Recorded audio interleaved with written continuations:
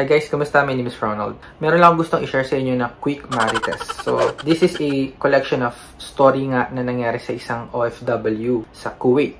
Ang pangalan niya ay si Jenny Alvarado. Si Jenny at yung isa niyang co-worker ay nagstay sila dun sa vacation house ng employer nila at dun sila natulog. Ngayon, sa Middle East, nagkakaroon ng winter, malamig. So, para hindi kalamigan, it is common na magkaroon ng heater sa mga bahay. So, yung heater na ginamit ni Jenny at nung isang Nepalese ay uling daw, charcoal. Slowly, nalalanghap nila yung usok or yung charcoal na galing sa heater system.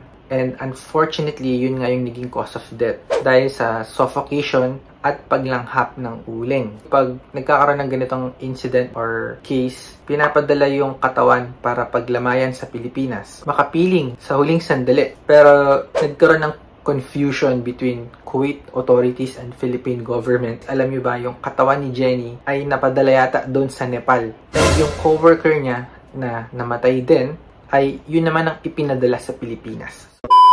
Isang OFW sa Kuwait na namatay noong January 2 dahil umano sa suffocation. January 10, dumating sa Pilipinas ang kahon lulan ang sinasabing labi ni Jenny. Kumpleto ito ng detalye mula phone number hanggang sa kanyang pangalan. Pero nang silipin ng pamilya ang bangkay,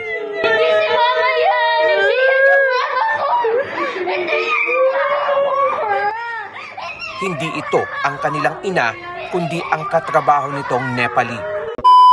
I would say nakakahiya kasi dapat inayos na to lahat. Yung pag-investigate ng katawan and yung paglagay sa box mismo, dapat hindi na magkamali yun. This is a person, katawan to ng tao. Yun. So, nalungkot syempre yung family ni Jenny. But anyway, fast forward tayo.